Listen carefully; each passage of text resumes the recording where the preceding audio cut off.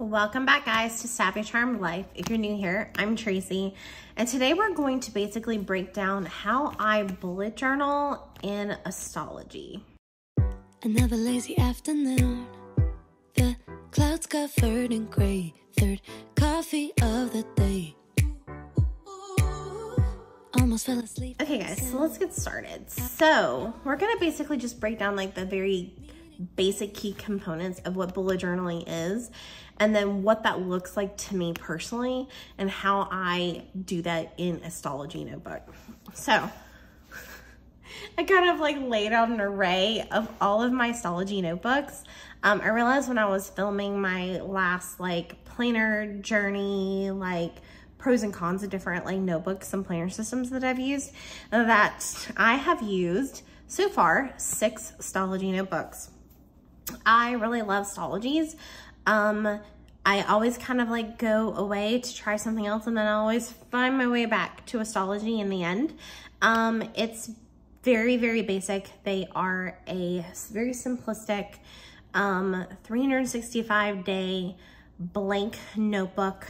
Let me see if I can find a blank page for you. Let me go get a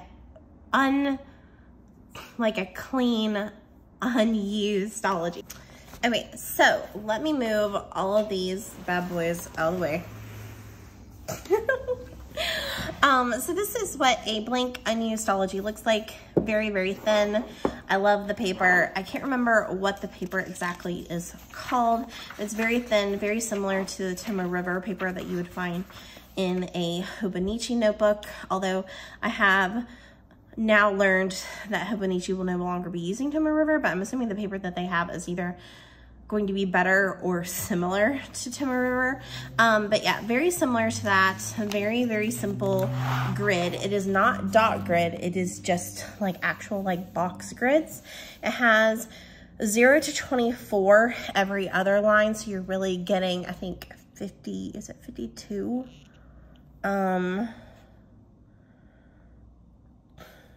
48, wait, how many lines is it? It goes 0 to 24. Yeah, so that is what, 48 lines? I can't remember. But the point is that you are getting grid, and I can't remember how many grids across it is. And then at the very simplest form, you're getting the months of the year, the days of the week, and the numbers. So if you wanted to use it in its most basic form, you would just circle the month, the day of the week, and the date. And then you could just write with pen and not do any like decoration or anything. So it is most, I've only ever used 365-day notebooks, which just means that they literally have 365 of these blank pages. There is nothing else. You have a cover, and then it goes straight into, I realize I did tape that down. It goes straight into your pages. So you have 365 of those blank pages. This is the size it starts as, and it is fully customizable. I just love the paper. It's just what I come back to, and I love being able to make it my own. I also love that it is a soft bound planner, so that it can, I think this is probably the chunkiest one I've ever had, is my Hufflepuff themed one that I did. But it can turn from that to this. So I just personally love a good Stalogy notebook. And so let's break down first like the components of, at its like simplest form, of what bullet journaling is. So it really, really is just a way of keeping track of your tasks and helping you find a way of getting things done. I believe Ryder Carroll, who designed and created the bullet journaling system, has ADHD, and I also have ADHD, and I know that like it is a system that he created that helped him keep track of what he needed to get done and stay on task. And so it's definitely like the bullet journal method in its like essence is what works for me, keeping a daily to-do list. But there are 4 kind of basic components. So of the bullet journaling methods, you have first an index, which is something that you can use to number your pages and then refer back to, and keep track in your index of where you have a certain collection or anything like that. And then you have your actual collections, which the first collection that most people have in a bullet journal is their future log. And then other than that, collections can literally be anything. It can be a list of books that you want to read. It can be a list of podcasts that you want to listen to. It could be tracking certain things. You'd be tracking like your weight loss journey or your social media stats, or all sorts of different types of collections. And then you also have a monthly log. So the monthly log is where you keep track of your tasks for your actual month. And then you can have like a calendar page that helps you keep track of all of your appointments. And then also you can have just like a general task page, or kind of like a brain dump of like all the things that you need or want to do. And then you have your daily log, which is just like your like running to-do list that then can migrate to future days. So your daily log is where you're just listing your to-dos, and then you mark it off when you get it done, and then you put like a slash through it, I think, if it's canceled or if you no longer need to do it, and then an arrow if you want to migrate that to like another day or another week.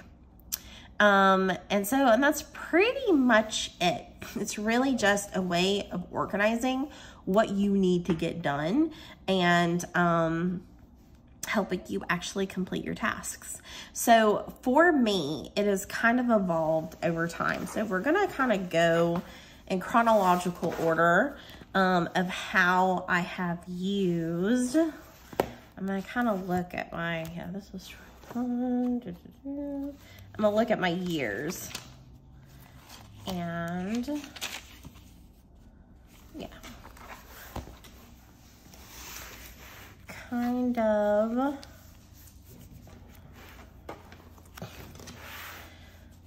I kind of switched to A5 at some point and then just kind of stuck to that until I went back to B6. Pretty sure this was my very first one.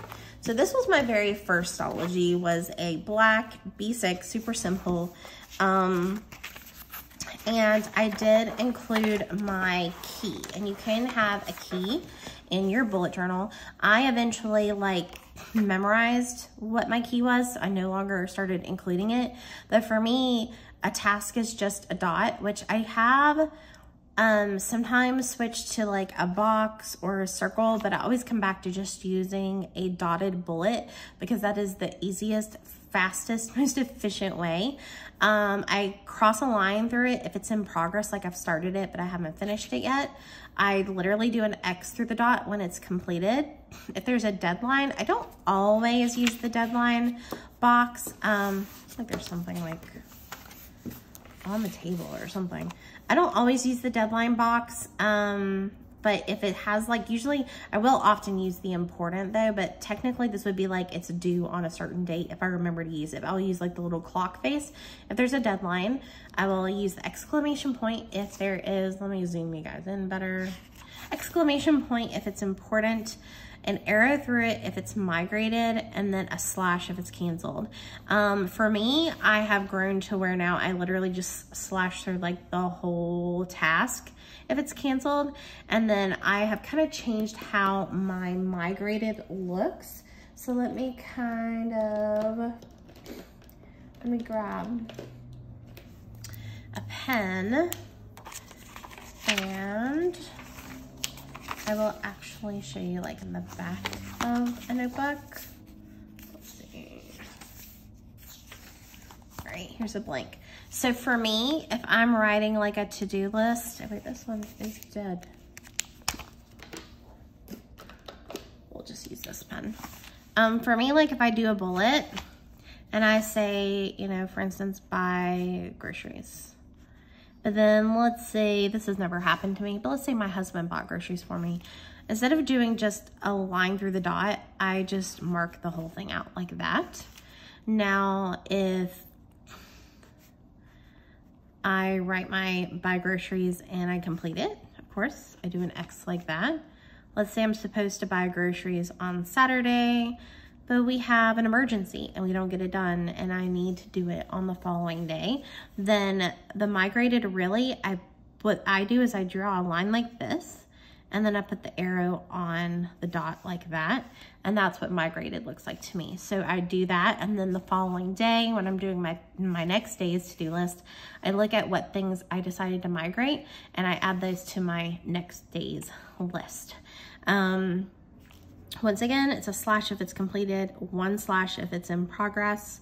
And like I said, I will do this, you know, 10 a.m., 3:22. I'll like put like a time and date if there's like an actual deadline, and then I just do like a big exclamation point like that if it is important, like this needs to get done, there is no delay, do it, Tracy. Those are basically what I have stuck to. Now my first bullet journal, I decided to color code things. Like I was going to use highlighters for different parts of my life, and I was going to use color coded pens for different types of activities. This was a complete failure. I stopped doing any color coding like almost initially with my bullet journaling, but I have stuck to this very basic key pretty much all the time. For me, collections, now this notebook, I didn't do any collections. I just did my monthly views. So what I'm gonna do is I am going to try to find examples of all the different types of collections that I put into my bullet journals.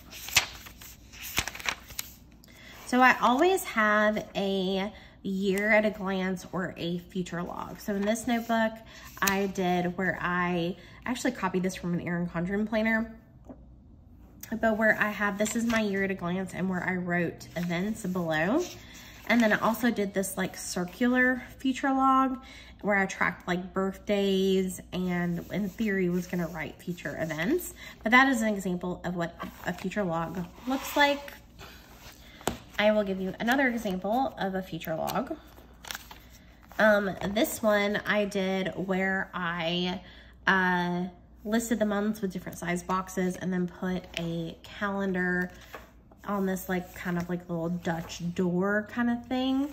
So for me, a future log always has an actual like calendar for the next 6 months to a year, and then a place to write events as well. So I always like to have an actual calendar and then a space to write events.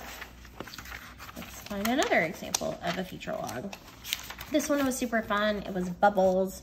So this one, I just had bubble circles for each month where I could write like birthdays, events, whatever. And then I had these little blank calendars that I wrote to the side of it. This is the one, did I use the stamps on this one? I can't remember. No, this one was like a washi tape version. So I had the same blank calendars that I filled out at the top, and then I just created these washi tape like, you know, columns to write future events in.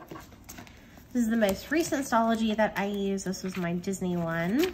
This one I had this printed like year calendar. And then my future log was very simplistic where I just used washi tape to block out 6 sections to write events in. So those are all the different ways that you can show a future log.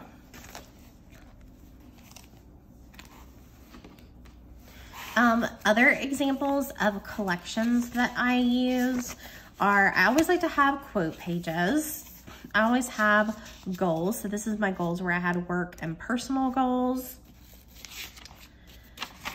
I didn't use my goal page in this one, but I made this like flower where I was going to keep goals for family, blog, work, fitness, YouTube, and spiritual. You can also include in your bullet journal a like year tracker or a year in pixels. This was a printable that I made, that I bought and used. I suck at trackers though, I'm willing to admit that. So I never like really, I stopped using trackers pretty soon into my like journey. This is another example of a goal page that I kind of stuck with, where I give my top 3 goals for the year, and then I have a section for stop doing, keep doing, and start doing, which I actually borrowed from another bullet journaler, and that's kind of what I stuck with.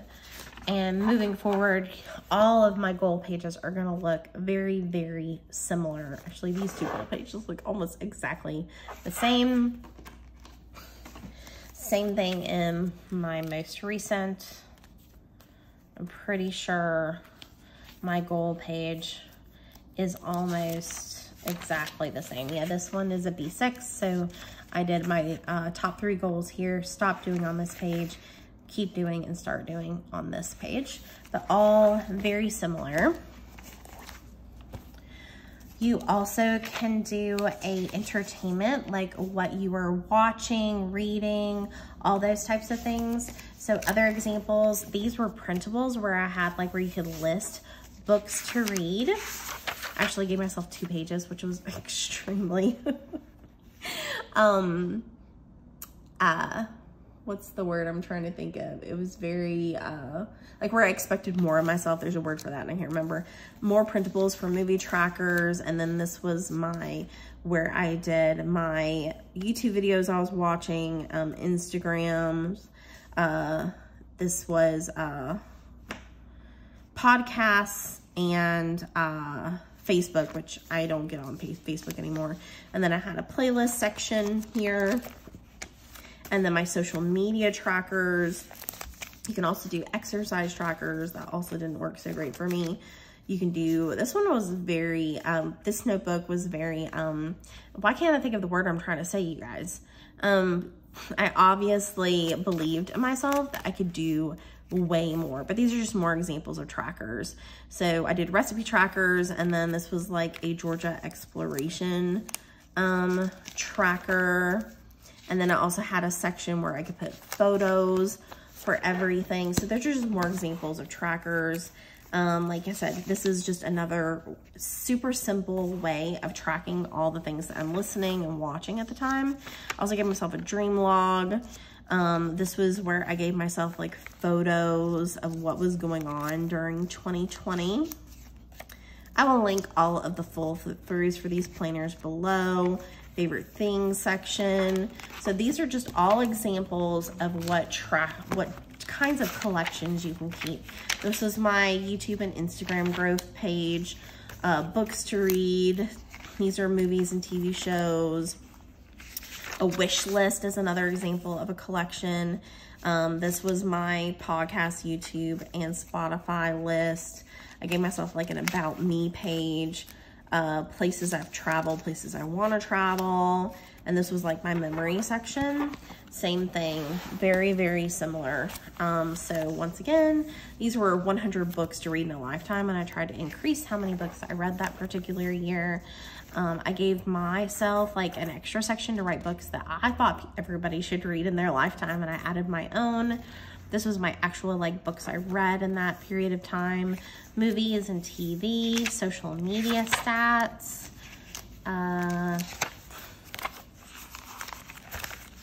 a wish list, my playlist tracker, about me A to Z, a quote page. Here was my memory spread, which I didn't put anything on that particular installment. And then for my collections here, once again, I had a wish list. This was my YouTube, podcasts, and Spotify. And then I had a bunch of planning pages in this particular notebook where I planned for my Disney trips and my move. And I also had a really fun Christmas bingo thing, just the jumbo sticker that I got. So lots, and then I had a tracker for the presents I was buying people that year. So lots of different ways that you can use collections and bullet journals, and that's how I use them in all of my bullet journal installments. Once I get through like my collections, which I try to do all of my collections in the very front of my notebook, and then give myself a few extra pages in case I want to add more collections to what I have. I stopped using an index pretty early on. Did I use an index in this notebook at all? I don't see one. Did I use one in this one? Curious. I think I never really used an index. I did page number my notebooks sometimes, but I don't think I ever like really stuck to using like an index. Yeah, I don't even see an index in here. I don't think I ever really used an index because I'm really bad about going back and writing down where something was.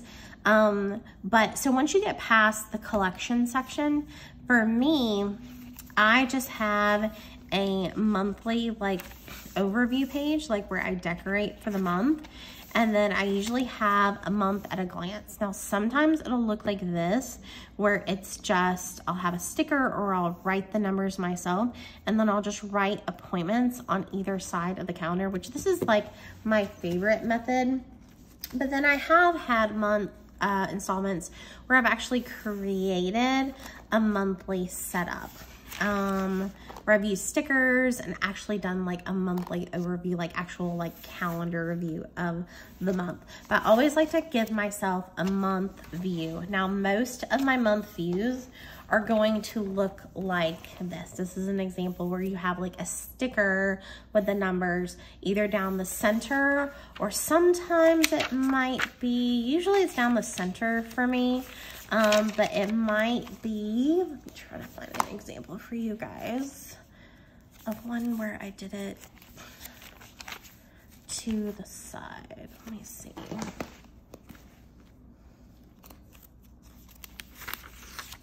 This one's down the center. Down the center. I have done it to the side before, guys. Let me just try to find one for you. Let's see. Okay, here's an example. So sometimes you can also do it on the left-hand side of the page and then just write them like to the side. Usually what you'll see me do though is where it's down the center and I have room to write appointments on either side, especially if you end up having a day where you are going to have more than one appointment on that day. It helps to have room to write on either side of the number. So I usually end up doing it down the center, but sometimes if it works for like when I did this practical magic theme in this notebook, I really wanted to have like the umbrellas down the right hand side of the house. So for this like setup, having the numbers on the left hand side of the page worked the best. But for me, when I'm doing a monthly setup, like I said, I always have sometimes it's artistic like this.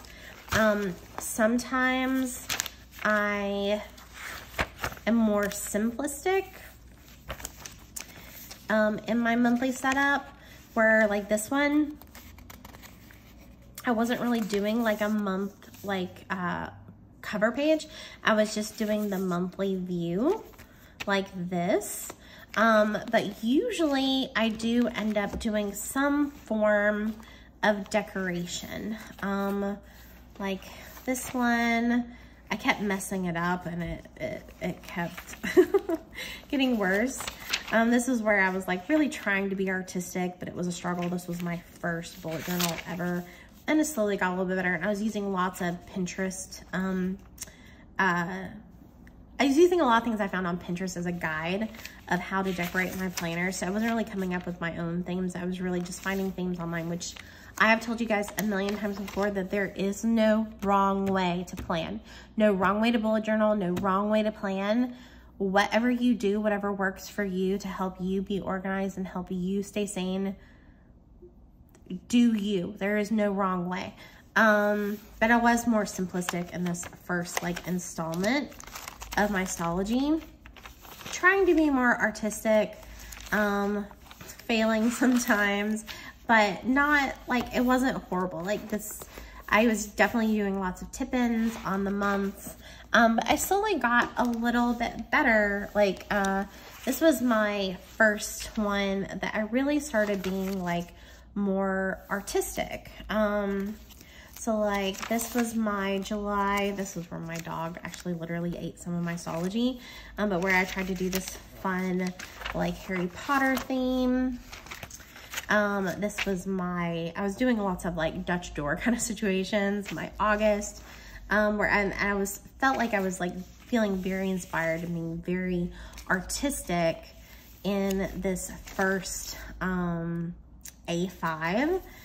Feeling very motivated to be artistic and use different mediums like stencils and things.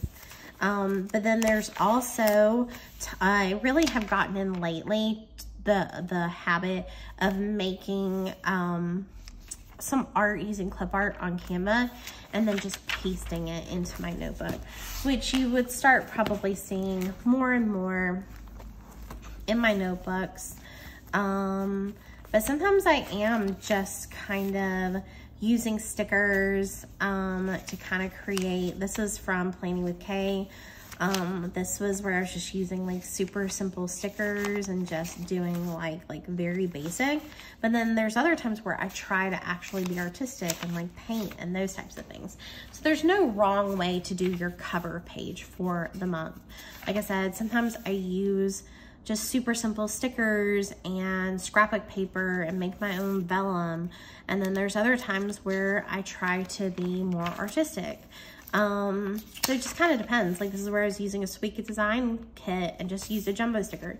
So this is like pretty standard for me. I always have a cover page and then a month at a glance where I have the numbers either in actual calendar form like this, or most often it is for me where the numbers are down the page and you write appointments next to it. Usually on my month at a glance, I usually have a social media tracker as well.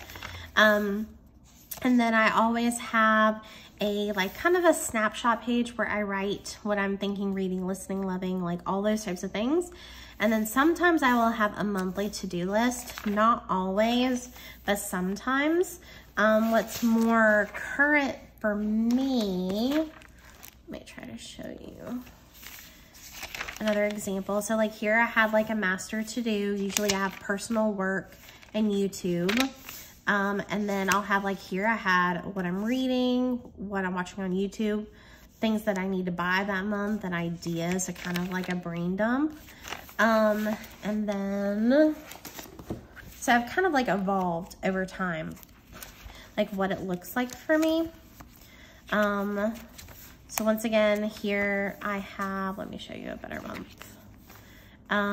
Here's my monthly overview. Here's my monthly cover page. And then I have my health where I started tracking my inches. I started writing where I have thinking, reading, listening, needing, wanting, and planning, my social media tracker, and then it goes straight into my dailies. Now, sometimes in my bigger planners, once I get past the monthly overview, like the monthly cover page and the monthly overview, in my A5s, I was sometimes doing where I had 2 days per page because the A5 was so much bigger. And for me, it's primarily just a running to-do list. And like I showed you, like I'll have my to-do list. I will mark it out when it's completed. I will put the arrow through when it needs to be migrated to the next day, and a slash when it's in progress. I did, and I think I do still do this, but where I use a circle for an appointment. I think that was like something new I kind of added to my bullet journal task list. But yeah, so here I was like doing 2 days per page. Let me show you like the very beginning incarnation. So here I gave myself like a master to do. And then here I was trying to give myself space to journal in addition. So I was really, this was summer, I think, and I was really just journaling every day. But let's get to August where I was back at work. So here I was trying to give myself my like daily schedule on the left side, and then on the right I was doing my to-do list, as you can see. Super, super basic. There are some days where I am more organized about it than others. The same thing here. I was putting my schedule on the left side and then my to-do list on the right side. And then the other thing that I like to do is I always like to give myself a room to journal at the end of the month. So to review, I don't use an index. I have a section for collections, which always includes a feature, like a calendar and a feature log, my goals, and then things like what I'm currently reading, watching, listening to, sometimes a wish list, a social media tracker, those types of things. Those are all of my collections. For each individual month, I always have a month cover page. Sometimes I do some tip-ins, like vellums and acetates and things. And then I always have my month at a glance or monthly overview where I can write out appointments. I always have a monthly social media tracker. Sometimes I have like a snapshot for the month of, you know, what I'm thinking, feeling, all of those things. I will sometimes track my health. Sometimes I include a master to-do list for the month. Sometimes I don't. And then I always either, if it's A5, I will have 2 days per page. If it's B6, I have 1 day per page. But I do basically have, at the simplest form, either just space for a running to-do list, or where I have my schedule on one side and my to-do list on the other. And then at the back of each month, I always like to give myself space to actually do some journaling. So I will do travel journaling where I have photographs of the things that we did. And then sometimes I will try to give myself space to actually like journal, like write in the journal. So let me try to see. Yeah, so I use a Fuji Instax. So I will, like I said, like paste in my photos. I do like to sometimes decorate my journaling pages, but I like to have room to put my Fuji Instax photos and actually, like, you know, journal at the back of each month. So that's kind of like the basics of what bullet journaling looks like to me. So like I said, I like being able to be creative and be artistic, but only if I want to be. Like I can also be super simplistic and not be super creative that month and have a very simplistic cover page. But at the basic, like I said, I always like to have my collections in the front of my bullet journal, where I include, like I said, I will usually decorate the front. I will have my nameplate, some quote pages. I like to have lots of tip-ins. I'll include my goals, social media trackers, all the things that are going on in my life at the front. And then for monthlies, again, I will have a cover page. Usually I'll have some sort of like tip-ins and things, not every month, but I like to.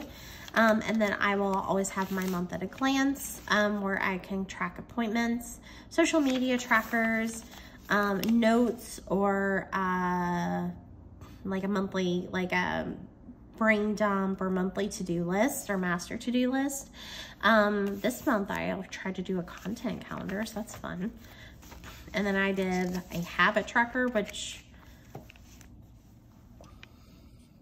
guys, I honestly don't know why I try to have a tracker this particular month. But for the most part, this is where I actually tried to do an actual day per page in an A5. But sometimes I will have my schedule for the day on one side and my to-do list on the other side. And sometimes I will literally just have a running to-do list.